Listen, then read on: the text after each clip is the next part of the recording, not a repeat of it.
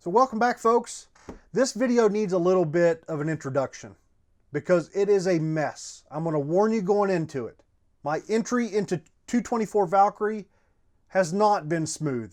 I've made mistake after mistake. I had some dies that didn't work out the way I want, and that's what you're about to see. But I want to tell you before we even get started, I still feel really good about 224 Valkyrie. I'm still pretty excited about the cartridge itself, and we are absolutely going to get all of the problems ironed out and get this guy working well.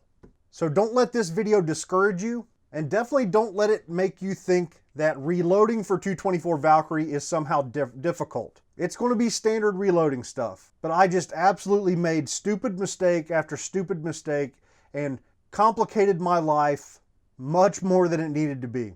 So I just wanted to give that quick warning. I hope you enjoy this show. It's a mess. So it's time to start reloading for 224 Valkyrie. Finally, we've been talking about it for 6 months, it seems like. This is my new 224 Valkyrie upper. It has an 18-inch white oak armament, 1-in-7 twist barrel with a rifle-length gas system. We're going to be on the range here later in this video with this guy, so we'll talk a little bit more about it then. But at this point, I've got 130 rounds of factory ammo through this guy. So here in today's video, these are going to be the first reloads. This is not my first attempt at filming this video. I have been having some problems, folks. It's been primarily self-inflicted. I've made some big mistakes, and we're going to talk about all of them. But it's really delayed this video. It feels like I've been working on this for days and days. But hopefully at this point, I've learned enough to where we'll actually be able to get through it. The primary bullet, and the only one we're going to shoot in today's video, is the 90 grain Sierra Match King. This is what Federal is using in their factory match ammunition. When you see the crazy claims about this cartridge, about supersonic to 1300 yards and all of that crap, that's the bullet they're using to get those numbers. Very high ballistic coefficient, and hopefully it's going to be a shooter. You know, I have faith in Sierra. One thing you'll notice though, right here on the package, it says 6.5 twist or faster. Well, I just got done telling you that my white oak armament barrel is a 1-in-7 twist. Most of the barrels that are hitting the market so far are 1-in-7 twist barrels. So I don't expect to have any problems with stabilizing these guys, but Sierra just came out with a 95 grain Match King. That one might be a little bit more of a problem. I don't know. We'll get to that someday. But today, it's all about the 90 grain Sierra Match King. As I mentioned, the Federal factory ammo, their gold medal match stuff, is with the 90 grain Sierra Match King.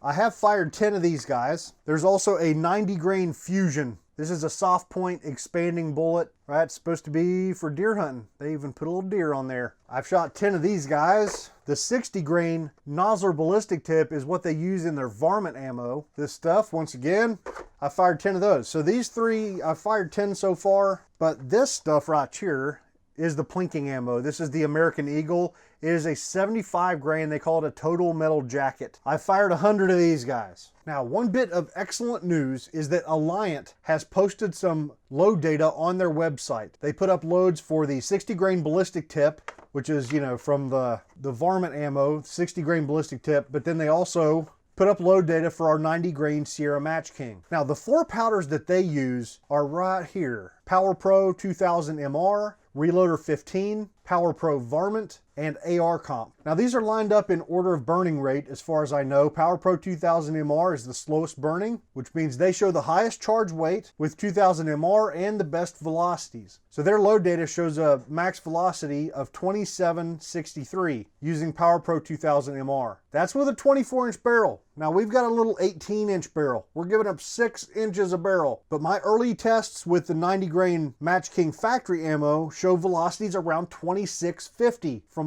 my short barrel. So we're only lagging behind 100 feet per second because on the box, they actually show 2700 feet per second. So our barrel's only missing the box velocity by 50. I'll be interested to see how fast we can get going here today with Power Pro 2000 MR. That is definitely one of the powders we're going to test. Reloader 15, they showed the velocity like 80 feet per second slower at 2679, 2667 with Power Pro Varmint, and then down at 2574 with AR Comp. So I want to try all of these powders eventually. Another one I'm very interested in is Accurate 2520. I think this will be another good powder. CFE 223, Lever Evolution, maybe some H414.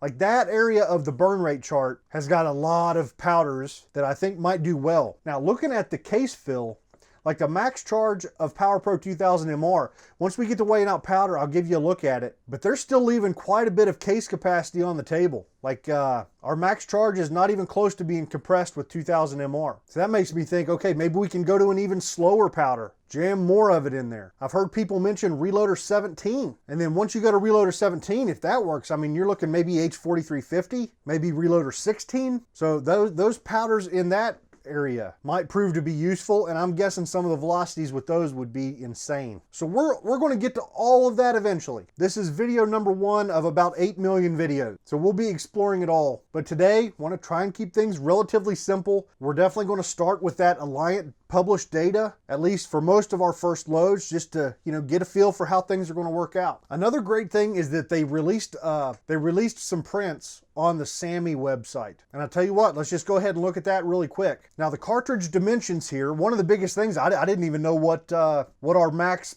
brass length or what our trim length should be. So if we look there, it's 1.6 inches is the maximum length of our brass. It shows 1.6 minus 0.020. So 1.580 to 1.6 is the range we want to work in. I'm guessing the manuals will probably have a 1.6 max and 1.590 trim length. So that's what we'll be using here to start out with. Another thing here on the print, we can see where the headspace datum line is on the shoulder. And we can see that they use a 0.340 inch measurement there. Now that was a little bit disappointing because if we go to our Hornady headspace comparator kit, they've got a 0.330 inch insert and a 0.350 inch insert. They don't have a 0.340 inch insert. So we're in between two different insert sizes, but we should be able to work around that. Not a huge deal, but then again, kind of sucks a little bit. So the drawing here was really helpful, right? If only for those two little things, it was definitely helpful. Now to the brass. As I mentioned, I've shot 100 pieces of the American Eagle factory ammo. Now this batch here, I have removed the primers and put these guys through a tumbler to get them cleaned up. But you'll notice that they definitely have some signs of pressure, a lot of ejector marks. I would say that at least half of them have got, you know, round circles imprinted on the case head. But so far out of 100 pieces, I haven't found any pieces that I needed to scrap. You know, none of them are raising up big burrs or bending rims or anything like that. So the factory ammo definitely loaded a little bit hot. And actually on the 90 grain Sierra Match King factory ammo, I did get a couple with just some slight burrs. They're still pretty slight. It's probably not even something I can get on camera. Just kind of if you rub your finger over them, you can tell these are raised up a little bit more than the American Eagle was. But none of it's like we saw back in 22 Nosler, where some of the brass was just so bad that you didn't even want to use it. So I feel okay. Like this looks a whole lot like just hot loaded 5.56 brass that you might already be used to. So the true test will come, you know, later as we load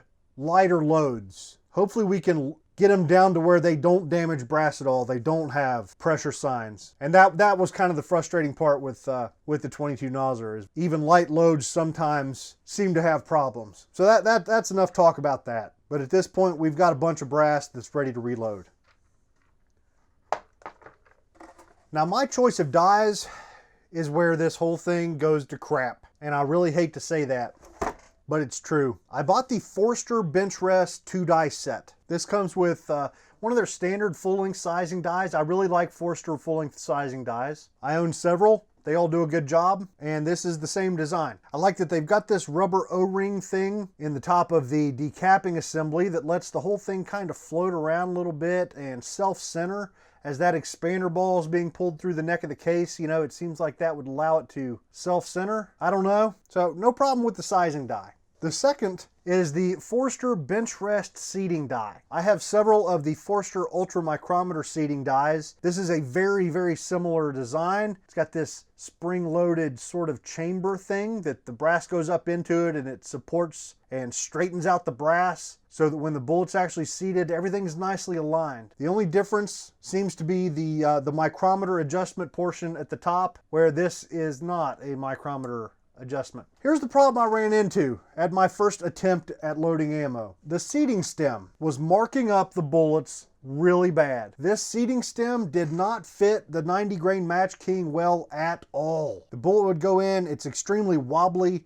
You could tell that the stem was only contacting the bullet at a very small ring around that bullet, and it was marking it up bad. Now, I had read an article a while back on the Sierra Bullet blog, I think it is, or I'll have a link down in the description. Yeah, sierrabulletsblog.com. And it was an article about seating concerns with the Sierra tipped Match King bullets in particular, and dealing with a seating stem that was leaving rings on your bullets. So what they suggested was to take a bullet, chuck it up in your drill, add some lapping compound or rubbing compound, grinding compound, whatever, some sort of abrasive compound to your bullet, and then just spin that bullet inside of the seating stem for a better fit. That is exactly what I did with this. I've got some 320 grit lapping compound that I use with my AR receiver squaring tool. So this is what I used. It worked reasonably well. What I would do is I would run some 320 grit in there for a little while, and then I would take a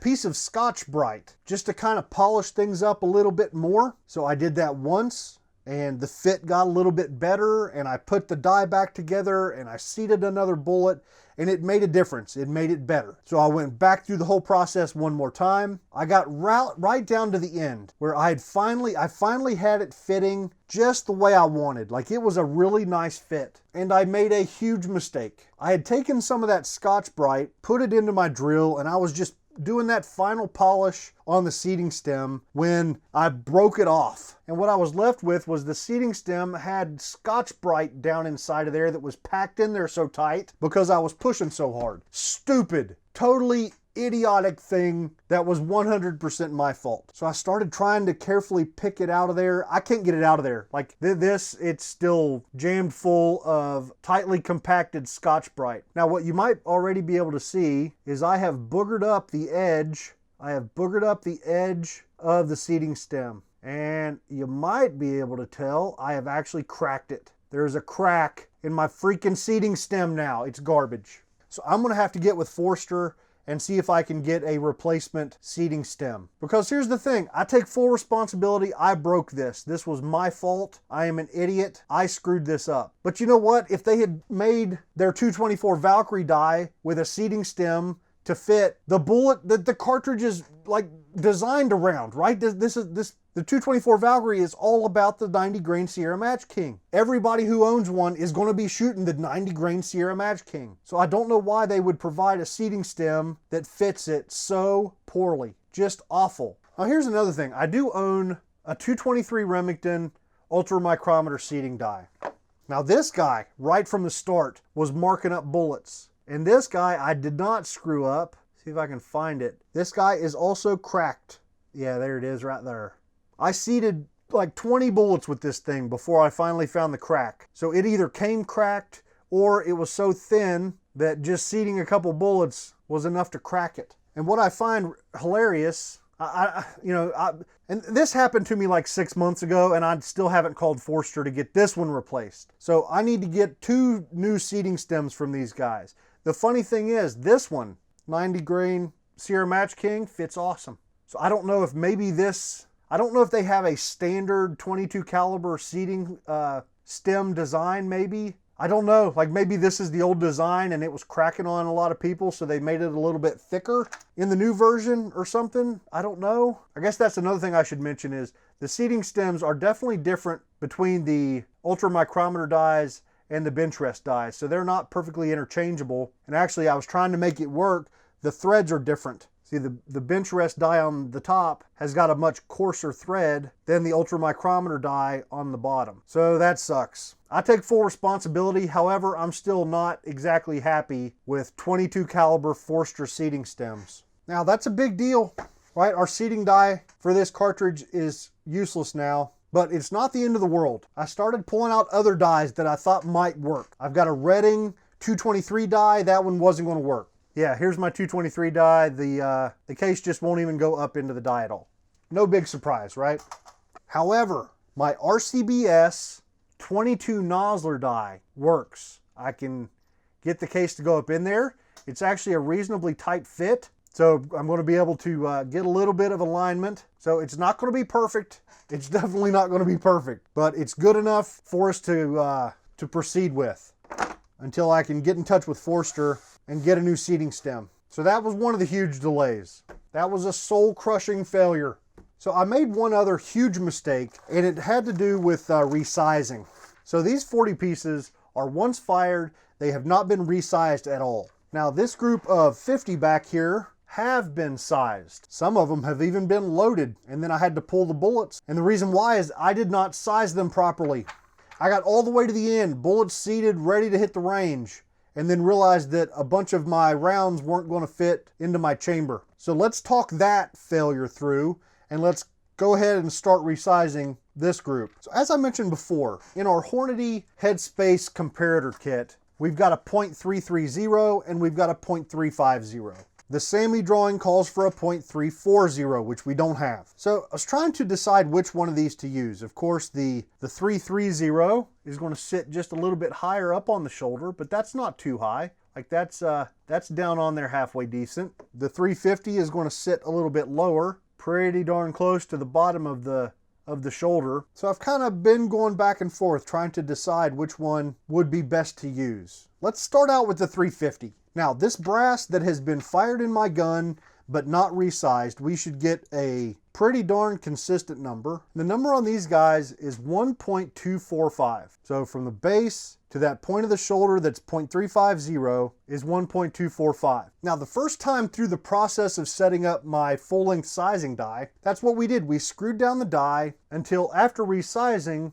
that number drops to about 1.242, or sometimes we'll see 1.243. So that's 2 or 3 thousandths of shoulder bump. So from the base of the case to that point of the shoulder was reduced by about 3,000. Now usually that is enough, but the problem was in this situation with my chamber and the full-length sizing die, the die was up off of the shell holder quite a bit. So the brass was not getting up into the die even close to all the way. So I think what happened was, sure, we were bumping the shoulder, but we just weren't resizing the base of the case enough. So what that left us with is this piece of brass, which has had the shoulder bumped 3 thousandths of an inch. The brass was originally fired in this gun, but now at this point, if I try and chamber it, it won't go all the way into battery. Now I'm not sure if you, yeah, there it went. So it's right on the edge. And I tested several, and there were some that no matter how hard I pushed, I just could not get them to go into battery. I'm not sure I fully understand it. So like I said, the brass was fired in this gun. You would expect the body of the case to match the chamber, but I guess, you know, going up in that die and getting the shoulder bumped, maybe in the process swelled out the body of the case maybe, or something. One thing I do know for sure is I tested a couple pieces. I ran them back through the die with it screwed down a little bit lower, and they feed just fine. So I just did not size these guys enough, and it's definitely a lesson learned for me. Just going by shoulder bump is not enough, and especially, you know, anytime I'm dealing with a new die or a new gun, I'm always going to make sure that my brass is chambering well before I move forward in the process. So huge mistake on my part. Just a rookie mistake. Like I should have known better than to get myself into this situation. So now that I've talked about it in the most boring way possible, let's go ahead over to the press and get our sizing die set up. And I need to go through and resize this entire batch.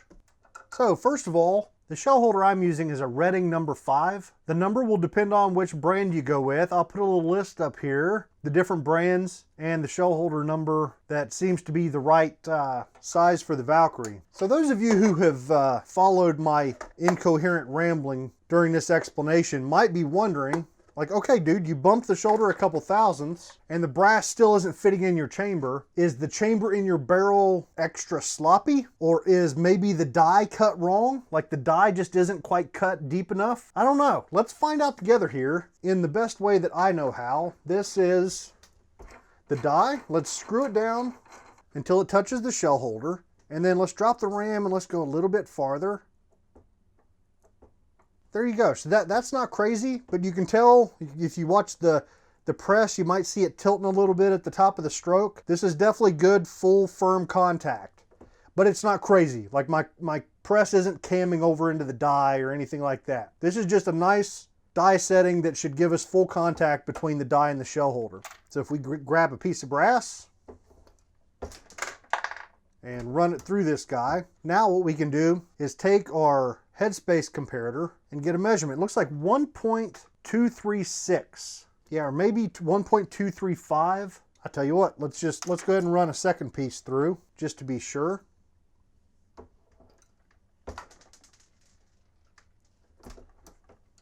Yeah, I think 1.236 is going to be the number. Now, if we take a piece of brass that was fired in the gun, it looks like 1.245. So the current sizing die setup is bumping the shoulder about 9 thousandths. Now, the other thing we can use for comparison is some factory ammo. This is some of the 90 grain Sierra Match King factory ammo. Let's see what it reads. 1.242. The next piece reads 1.242. So the chamber in our white oak armament barrel is only 3 thousandths bigger than the factory ammo. That's a pretty tight fit. This stupid ladybug on my press. It's ladybug season around here, man. They're crawling all over my house. Oh, and also, so the 1.242 number that we got from the factory ammo, that's the same headspace measurement that I had resized my brass to begin with. So I think at this point, I'm gonna have to blame the die is maybe a touch sloppy. I don't know, maybe I'm not thinking this through correctly, but here's what I wanna do. I wanna back out the die a little bit, and let's see if we can get it to where we can come up with a reliable, functioning setting, but we're still not bumping the shoulder on all of our brass by 9 thousandths. Yeah, I think I backed it out too much. I'm back to 1.243. Let's see if we can dial in 1.240. I am using a little bit of Redding Imperial Sizing die wax. Although with my luck so far with this project, it wouldn't surprise me. We're probably about to get a stuck case and another freaking delay. Yeah, we're still out at about 1.243. All right, there, that guy, 1.240. And the number doesn't really mean a lot. This is all relative. So your number might be different, or maybe you're going to use a B330 instead of a B350. It's all about comparing before and after measurements more than it is about the actual number. 1.240. All right, here's what I'm going to do. Let me resize 10 pieces, and then we'll grab the gun and make sure they're going to chamber freely.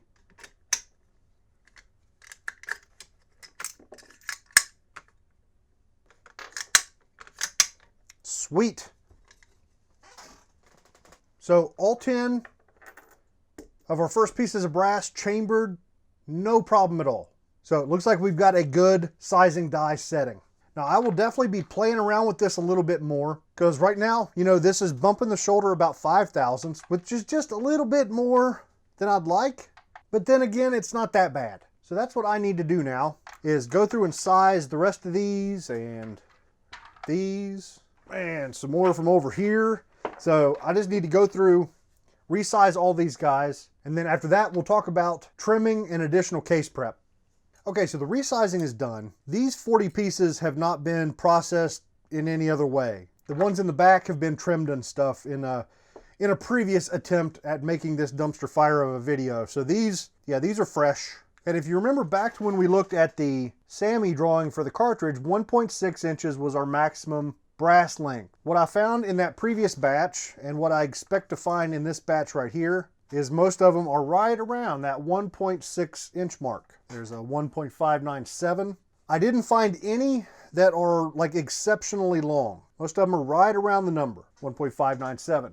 So what I decided to do is just go ahead and trim these guys down to 1.590. So that's the plan as far as trimming goes. Another thing, and this is very common with federal brass, the flash holes are terrible, like just awful. So deburring the flash holes with a tool like this. Yeah, this is a Lyman flash hole deburring tool. Just a little blade, goes down in there and chops off the burr that is around your flash hole. Federal brass is the worst, like just bad when it comes to nasty flash holes. So my entire stockpile of brass is getting deburred first thing. And of course, once you've done it once, you don't have to worry about it again in the life of that brass. Now for trimming, you can use something that's universal, like the RCBS Trim Pro here. I decided to use my Frankfurt Arsenal Case Trim and Prep Center. This setup lets you trim the brass and then deburr and chamfer the case mouth all in one step, goes pretty quick.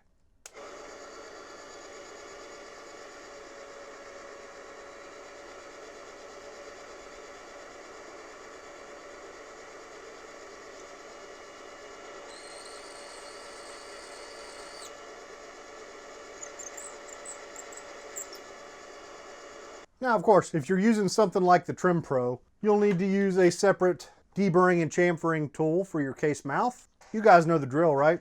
Now, in the interests of time, I'll finish prepping these 40 off camera. This godforsaken crap video is already going to be crazy long, so we'll just skip forward. These 60 pieces are 100% ready for primer, powder, and bullets. They've all been trimmed, case mouths deburred and chamfered, flash holes deburred, and they're ready to go. That brings us to the next freaking problem I've run into reloading for this cartridge. My initial plan was to use these. This is the Federal Gold Medal Match Small Rifle Primer, the GM205M. These primers have been tough to find over the last few years, so I haven't had any to use in forever, but I finally found some. This is the primer that Alliant uses in their load data, so I thought, hey, what better time? Here's the problem. The primer pockets in this godforsaken brass are sloppy, loose, gross feeling. When you go to put a primer in this brass, it just, ugh.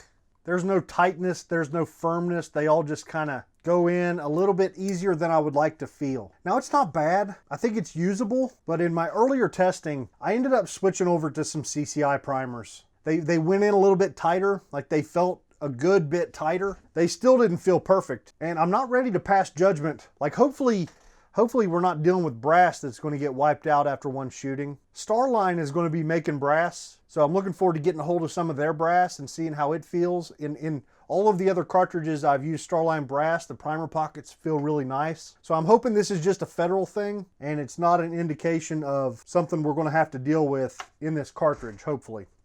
So yeah, the plan to use the Federals just didn't work out. So what I decided to go with for this video is the Cci 450. It's the Cci Small Rifle Magnum Primer. You know, it remains to be seen whether regular or Magnum primers will give better performance in this cartridge, but to be honest, most of my testing on this channel doesn't show a whole lot of difference between standard and Magnum primers anyway, so whatever. We're going to use the 450. We'll see how it goes. Now, annoying problem number, what are we up to? Like number 18? Annoying problem number 18 came with my Frankfurt Arsenal hand priming tool. The Frankfurt Arsenal Perfect Seat hand primer is the one I wanted to use, and of course this guy is one that uses shell holders. So of course 224 Valkyrie is not going to be in their little lookup table for their shell holders. So what I ended up trying was using 40 caliber Smith & Wesson. If you look up the standard press shell holders, they share the same shell holder, 40 Smith & Wesson and the Valkyrie, and it shows it being number 19, which is this guy. And if we take a piece of our brass and the number 19 shell holder, it doesn't quite go in.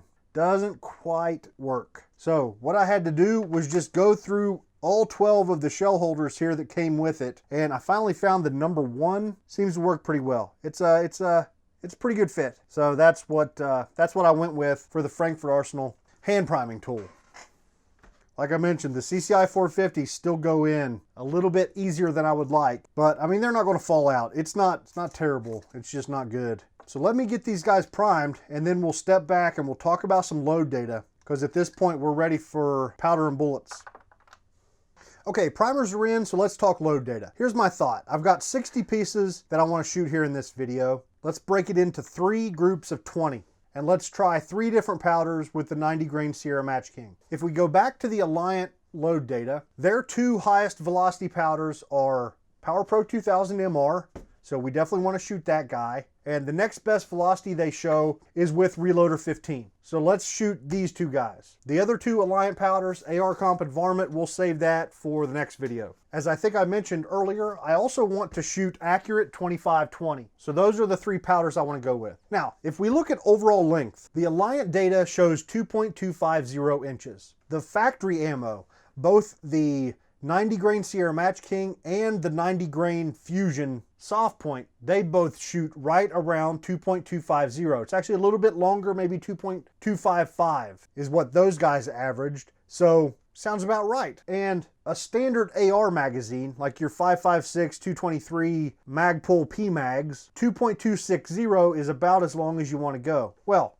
here in 224 Valkyrie, we're using 6.8 SPC magazines. I've got two of these guys that are AR Stoner mags. Now, these AR Stoner mags, I can stretch it all the way out to 2.3 inches. 2.3 inches fits comfortably in these guys. So the next question is, okay, how long does my barrel, how long does my chamber allow me to seat these 90 grain Sierra Match Kings? Now, I've got the Hornady overall length gauge, but I haven't taken the time to modify a case to use with it yet. I finally got the right drill bit, I've got the right tap, so I'm all set to be able to make my own modified cases. I just haven't yet for the Valkyrie. But what I have been able to do is take a case, I resized the case, and then I took a Dremel and cut a slit down the side of the neck of the case, down into the shoulder, and then cleaned up the burrs. So what you're left with is a case that you can slide bullets in and out of. These are very handy for, even for spot checking your seating depth and stuff like that. I like to have these split cases around. You've seen me use them a bunch if you watch my other videos. What you can also do with it is just barely start the bullet in there and then go ahead and put this into your gun and slowly close your bolt. And of course the bullet's going to hit the rifling and the rifling will push the bullet down into the case as you close the bolt. Then you slowly and carefully take it back out of the chamber, and that also gives you a pretty good idea of what the maximum overall length would be. So let's do that here. Bullet in the case.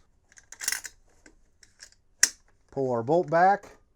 You got to work the rim under the extractor and then push the case to lower the ejector, and then you get it kind of straight and you just push the bolt all the way home. Then pop it with your charging handle, and then as soon as you can see the brass, you want to try and get your finger down there in it and keep that round straight so it doesn't tilt sideways and mess up your reading. So there it is. There's a bullet seated by the rifling. So let's have a look. The number is 2.306. Now this is a very imprecise technique. You do it 20 times, you'll get 4 or 5 different readings. I've got numbers all the way down.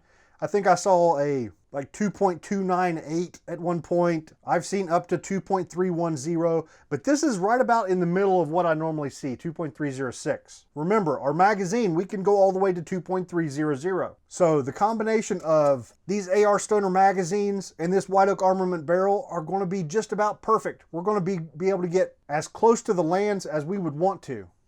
So what I want to shoot today is 2.290. So that's 40 thousandths longer than what Alliance says. It's 30 thousandths longer than what the SAMI print says for maximum overall length. But I'm thinking stretching it out there might improve that accuracy a little bit. Because I think I mentioned earlier, I have shot 10 of these Match King factory loads and the accuracy was okay, but it wasn't stellar. So I don't necessarily just want to copy the overall length in this. Why not use this video to try something that has a pretty good chance of maybe tightening the groups just a touch. Over time, we'll be playing with all of it. Like I said, this is video number 1 of 10 million videos. So we'll have plenty of time to play with overall length more as time goes on. Okay, charge weights. Back to the Alliant data. With 2000 MR, they show a max charge of 27.1. Now, since we're shooting a significantly longer overall length, we might be able to cheat up a little bit and go a touch higher. But here for the first loading, I don't want to mess with it. Let's just shoot up to their max, 27.1. Let's shoot some 0.3 of a grain increments, which will put us starting at 26.2. Reloader 15, same deal. Let's shoot up to what they call max, 25.2 grains. That'll put us starting at 24.3. And Accurate 2520, just from experience, I kind of know about where we're probably going to need to be, but I want to stay below that. So I want to copy the charges from Reloader 15. I want to also shoot Accurate 2520 up to 25.2 grains. If our velocities are low or we don't run into pressures or whatever, we've got all the time in the world. We can go up higher later on, and then again, maybe I'm wrong. These are the first loads I've ever loaded in this cartridge. Maybe 25.2 will blow our face off. I'm not sure. We've got no load data to work from, so we're just guessing at this point. So I think that pretty much covers it. Take our other powders off the table, and we'll start with Power Pro 2000 MR. Let's get some charges weighed out. All right, so weighing powder is always the most exciting part of the video. Not doing anything special here, just weighing it and dumping it in the case. Now Now, from the last time I filmed this godforsaken video, that's going to be the death of me and will probably be 4 hours long and incredibly boring. What I did was I weighed out the max charges with all 4 of the powders that are on the Alliant website. So I want to show you that footage right now to give you an idea of what sort of case fill we're looking at. So what I've done, the 4 different powders that Alliant gave us load data for, I measured out a max charge of each of them. So like here's the first guy here on the left. This is Power Pro 2000 MR. Tell you what, with the big long neck in this thing, I don't know if I'm going to be able to get the angle right to show it to you. But there is a significant amount of space. There we go. I think you can kind of see it there. Between the top of the powder level and the start of the shoulder. So that powder level there with 2000 MR is probably about right here. Definitely some daylight between the top of the powder and the start of the shoulder. Now the next powder, Reloader 15, I think its level is just a touch higher than the 2000 MR, but it's still not bad. And then the next 2, this is Power Pro Varmint. There's even more space, and AR Comp has got quite a bit of space down there. All right, so back to our completely screwed up seating die situation. We're using our 22 nozzler seating die. I've put a piece of brass in the shell holder and raised the ram, and now I want to screw the die down until either it bottoms out or until the crimp hits the case mouth. Now in this case, the die touches the shell holder before the crimp hits the case mouth. Not a big surprise. 22 nozzler is a much longer cartridge than 224 Valkyrie. So I'm just going to back this guy off like a half turn. I want the brass to be as far into the die as possible because, well, you know, the neck of our brass is probably not even really getting up into the neck area of the die anyway because we're using the wrong die and it's for a round that's much longer. So this is just, it's all bad, man. We might be setting ourselves up for some pretty epic failure. But then again, maybe it really won't matter all that much. 2.290 is our target overall length. So I've got it pretty close. I'm just going to seat a couple of these guys before I make the next adjustment. The hollow point on these are like most other Sierra Match Kings. They're all wonky and crooked, and seeing a significant difference in overall length from round to round is not that big of a surprise. But let's see how bad it is. 2.294, 2.294, 2.298, and 2.297. I'll tell you what, let's take this one here that's reading 2.297 and let's screw it down until this guy reads 2.290. All right, our magazine will take up to 2.3, so we've got some wiggle room here. We don't have to make sure that every single one is under 2.290 or anything like that. The story would be different. Like if we had chose 2.3 inches, then we would want to find our maximum and make sure they were all under that. You get what I'm saying. There we go. So that guy's 2.289. It's a long 2.289. It was reading 2.290. Yeah, close enough. All right, so we've got a 2.291, a 2.287, 2.290, a 2.288, and a 2.289. Good, close enough. Now, if we read overall length with the Hornady bullet comparator that reads from cartridge base to ogive of the bullet, we should see a whole lot less variation. 1.807, 1.807, 1.807, 1.808, 1.808, and 1.807. So with the bullet comparator, they're all very, very close. Now, one other important thing we can measure is our neck tension. Now, before we seat a bullet, the neck diameter is looking like 0.249. And then after we seat one, it's reading 0.250. So that's not a ton of neck tension. It should be enough, maybe, especially since the neck on this round is very long. So lots of friction surface or whatever between the bearing surface of the bullet and the neck of the case. So hopefully this is enough. But if we run into problems with bullet setback or rounds growing when you slam them into battery, we may have to go back to our sizing die and try and reduce the diameter of that expander ball a little bit. Hopefully it won't come to that, but it'll be something to keep our eye on. So you know what? I think that pretty much covers it. I just need to weigh out the additional powder and seat the bullets, and that's all super duper boring. So I think finally, we can go ahead and just get out to the range. So I'll meet you out there.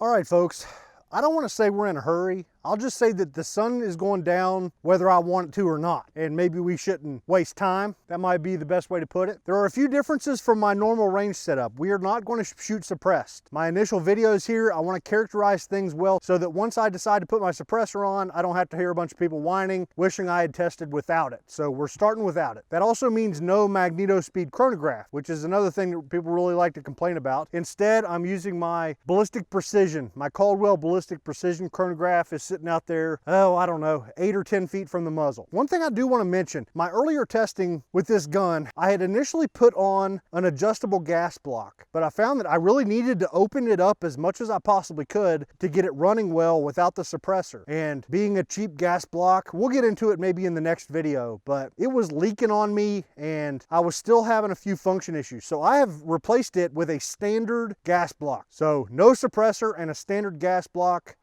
is how I want to do these first couple videos with this guy. We'll probably eventually go back to an adjustable when we start shooting suppressed, but for the time being, this should give you guys a good idea of how the White Oak Armament barrels are going to run with a standard gas block. So like I mentioned like 4 hours ago in the beginning of this video, 18-inch barrel, 1-in-7 twist, rifle length gas system, and the bolt also came from White Oak Armament. And just to bring up another fun problem I had whenever I was switching from the adjustable to the standard gas block, the first standard gas block, I've got several on hand. So the first one I tried to use, I got it stuck on the barrel.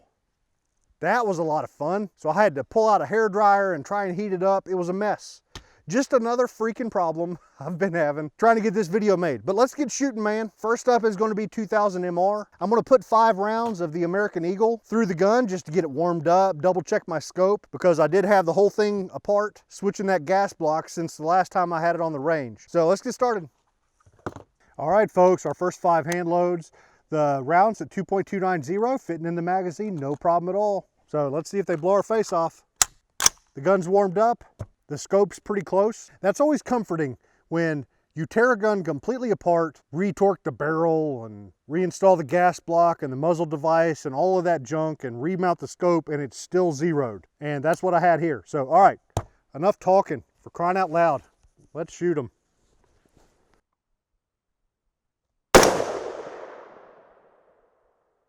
All right, velocity on that guy was 25-26. The piece of brass looks awesome. Totally perfect. Good. Let's see if they'll group.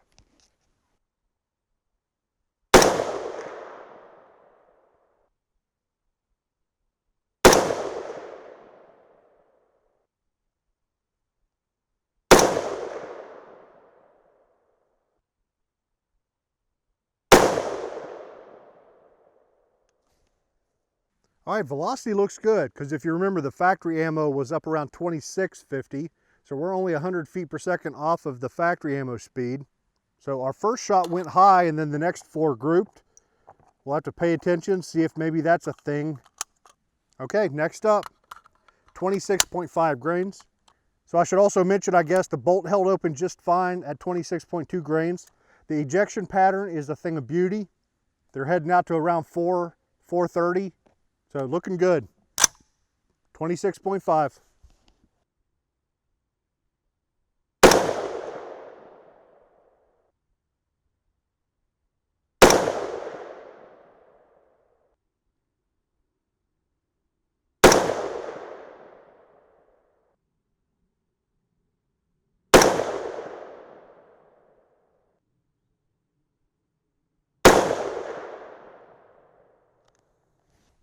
All right, the brass still looks good. Our group improved a little bit. We didn't have anything weird, no weird high flyers. So moving on, 26.8.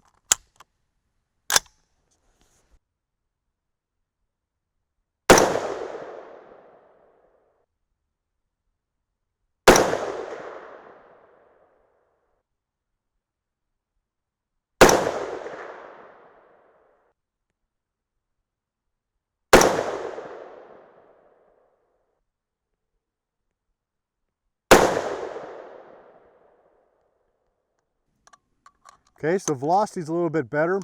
We had that weird first shot high thing going on there again. It's got me worried about our neck tension. I'll tell you what, the first round on this group, let's kind of ease it in. There we go. I don't know. We'll see if it makes any difference. But brass looks good. Moving on. 27.1.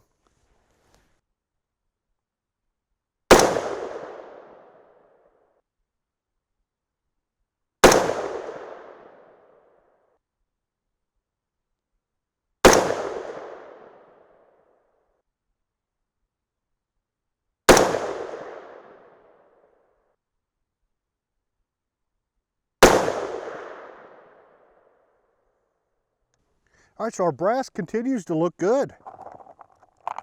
Like, looks better than the factory ammo. Our standard deviation has kind of slowly gone to crap, but the velocity is excellent.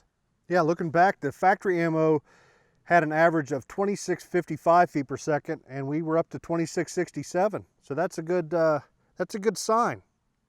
All right, moving on to Reloader 15. Brightened up that camera a little bit. Stupid sun going down. So say a little prayer for some better accuracy. I want to go ahead and continue to drop the bolt. If this first shot high thing is going to be a thing, let's just let it be a thing, and then it'll be a problem that we need to fix. Like, if it's going to be a problem, let's highlight it here in the first video. So we're starting off 24.3 grains. And I'll tell you what, let's come up a minute and a half on the scope. Get us a little closer to the dot, hopefully.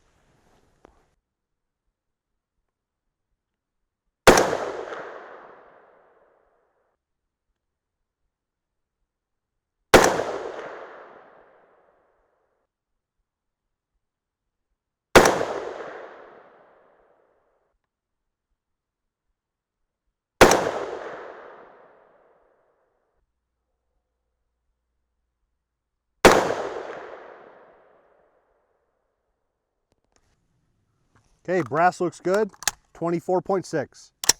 Yeah, I don't think I got the magazine quite all the way in.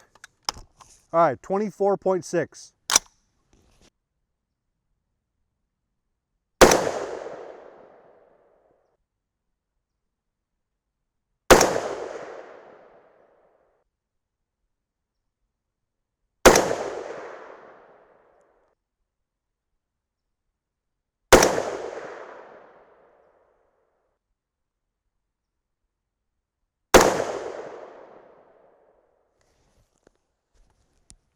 Okay, 24.9.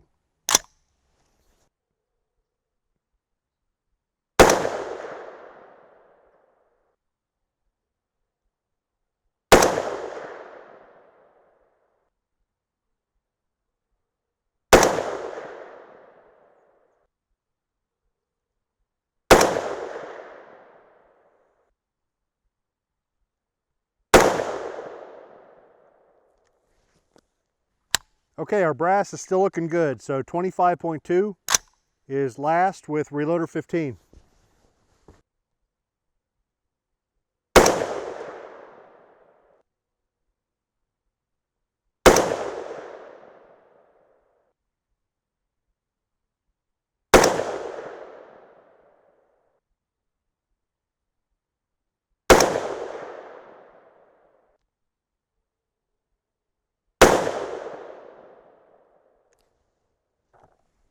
Okay, so brass was 100% A-OK with Reloader 15. That's good news. So the data from Alliant seems pretty good. Now we're moving out on our own. This is accurate 2520. We're going to start with 24.3 grains and hope we don't kill ourselves. So let's see what happens.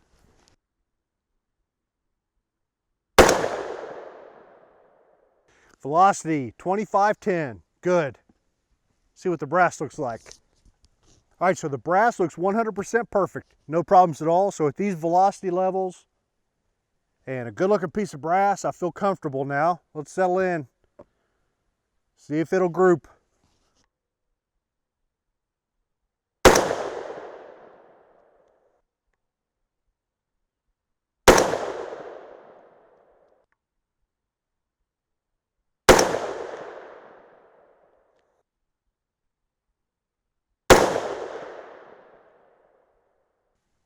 So the brass looks good. I can only spot 4 of those 5 bullet holes.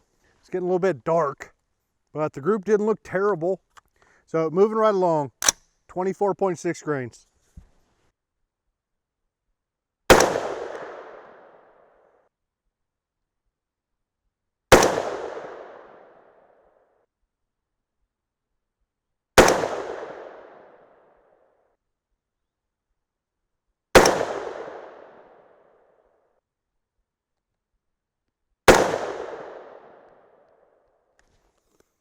Okay, no brass problems. This magazine is driving me crazy.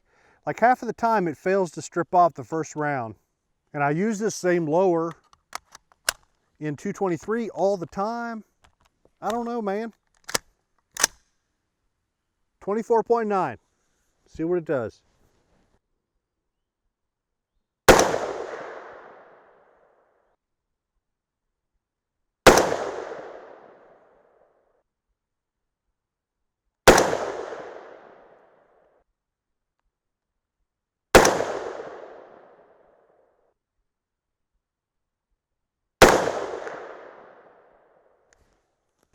So this is kind of bizarre how we're gaining very little velocity with each charge weight increase with accurate 2520. It's kind of freaking me out a little bit. All right, one more group to finish off this disappointing target, and it's 25.2 grains.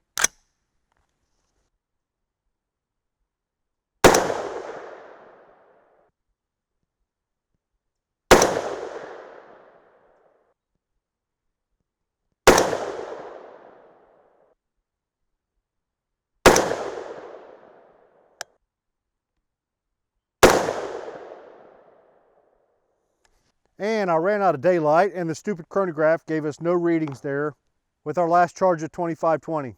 Whatever, man. What a mess. This is kind of the perfect ending to the crappy video we got going on here. But the good news though, function was just fine, except for that one magazine being weird. The ejection pattern was outstanding here with the standard gas block. So yeah, let's get back to the bench, try and figure out what in the world we can make of all this crap. Okay, let's start out with a look at the brass. One of the few bits of good news to come out of this freaking video.